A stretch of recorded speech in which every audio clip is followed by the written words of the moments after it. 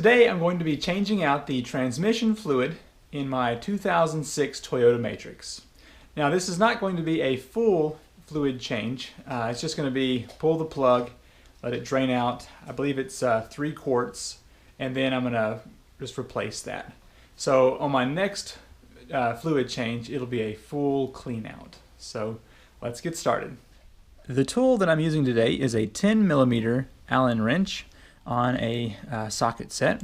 I've got a cheater pipe just in case I need it, and then an oil pan to capture the oil. Things can be a little bit cramped up under here, but we're going to be able to manage. So the vehicle has been warmed up. The plug is up under here. Let's see if I can get this without having to use a cheater pipe. Yep. All right. So I'm going to pull this and then let it drip into our pan here. So now I'm just unscrewing this with a pair of gloves on to let that flow out. You can see it's flowing pretty good there.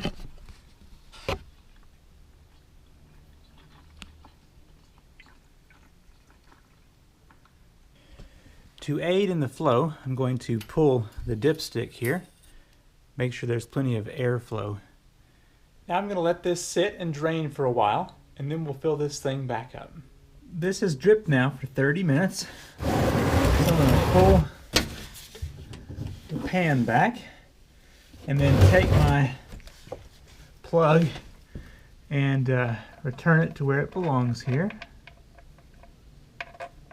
Now I'm going to take my socket here and get this tightened back up.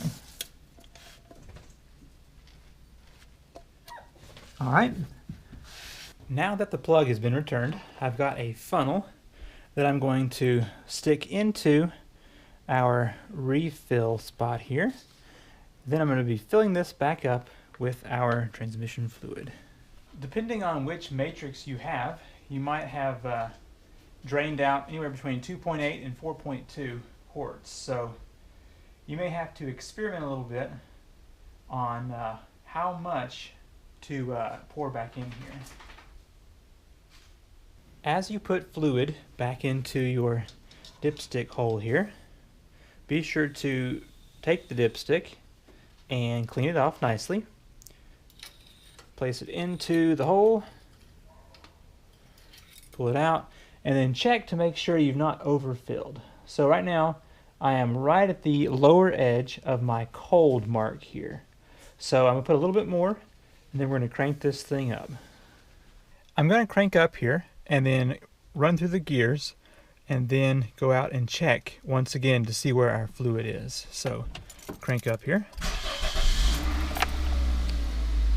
Okay. Then I'm just going to run through these gears.